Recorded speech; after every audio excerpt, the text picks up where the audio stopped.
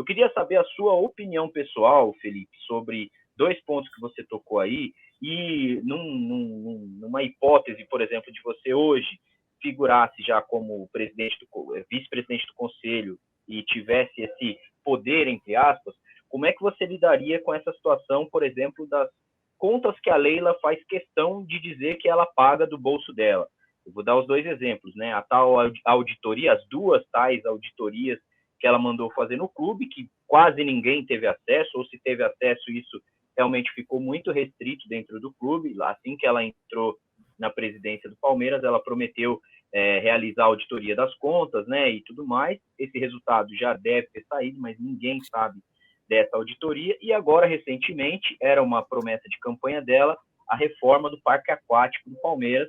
Ela, essa semana, colocou nas redes sociais que essa reforma vai acontecer, né, um projeto grande, e que ela vai pagar do bolso dela, né, que isso não vai ter nenhum custo para o associado. Primeiro ponto, eu queria saber a sua opinião como conselheiro associado do Palmeiras, se você concorda com isso. Segundo, se hoje vocês fossem, por exemplo, o corpo do conselho diretivo, né, do conselho deliberativo, melhor dizendo, como é que vocês agiriam para que isso acontecesse ou não?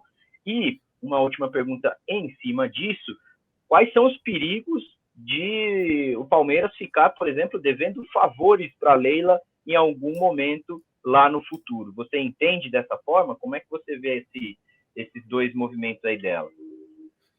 Eu acho assim, o primeiro ponto é todo mundo que quiser ajudar o Palmeiras é muito bem-vindo. Né? É muito bom que as pessoas ajudem, seja financeiramente, seja com sua disponibilidade de tempo, de trabalho, porque o Palmeiras hoje é isso, é um clube associativo, então ele precisa desses recursos para a coisa funcionar. Eu até acho que já não precisaria mais, poderia ser praticamente 100% profissional, mas é a estrutura que funciona hoje. Do ponto de vista da Leila ou a Crefisa pagar diretamente essas intervenções, eu vejo um problema pelo seguinte fato: a impessoalidade da gestão. Né? O presidente do clube é o presidente do clube, ele não é uma pessoa física. Né? Ele não está ali representando uma pessoa física, muito menos uma empresa terceira. Quer reformar a piscina, quer pagar? Zero problemas, eu acho que tem que fazer uma doação para o clube. E aí o clube decide como vai usar aquele dinheiro. O clube contrata os fornecedores para fazer essa intervenção, até porque o clube vai ter a responsabilidade posterior daquilo, não só a responsabilidade civil, mas eventualmente manutenções, qual vai ser o tamanho da obra, quanto tempo vai ficar parado. A satisfação quem deve é o clube, não são pessoas terceiras. Né? Então, a gente fala muito dessa questão da impessoalidade, porque é isso. Ano que vem a gente tem eleição para presidente. Suponha que a Leila não vença a eleição, ela perca para um concorrente, e a obra não esteja finalizada. Ela foi parcialmente entregue.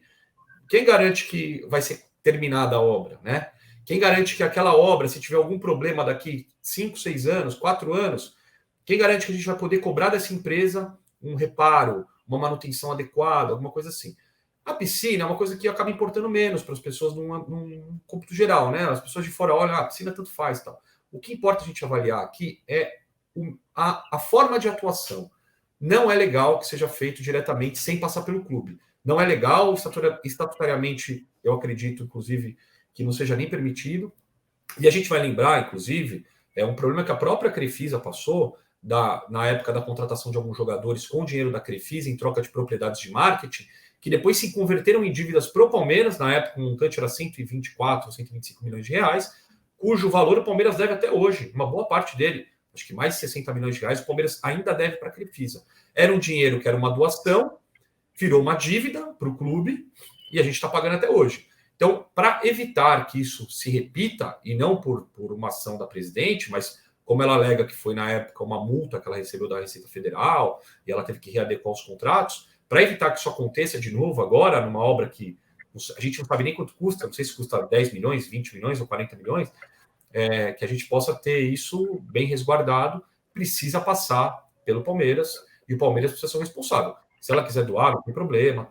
Em relação à auditoria, eu vou fazer uma provocação aos nossos ouvintes telespectadores aí, que é o seguinte: quando a instituição não... Imagine você uma instituição que contrata uma auditoria para avaliar os funcionários, os pares, e que não está vinculada à instituição, está vinculada a pessoas ou empresas terceiras. Vamos pensar o seguinte: o Paulo Nobre hoje resolve chegar no clube e falar, eu quero pagar uma auditoria para avaliar todas as contas do Palmeiras, porque eu sou... Não é mais, mas ele poderia ser conselheiro, cofista, como ele era, ele renunciou. Imagine que ele peça para algum colega dele do conselho fazer isso. Essa pessoa poderia fazer uma auditoria nas contas do Palmeiras? Como conselheira, ou como cofista, ou como vice-presidente, ou como presidente do conselho deliberativo?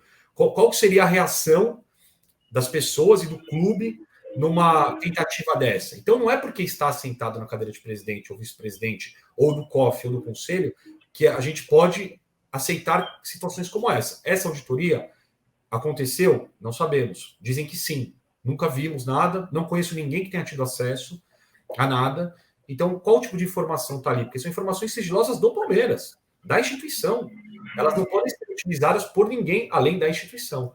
Então, por isso que é importante a gente colocar essas questões de governança, de compliance, que são plataformas nossas nessa eleição do Conselho agora, para que o Palmeiras se adeque às grandes empresas. Ou uma empresa que fatura R$1 bilhão por ano, como o Palmeiras fatura, ele tem que ter as melhores práticas de mercado, as melhores práticas de transparência.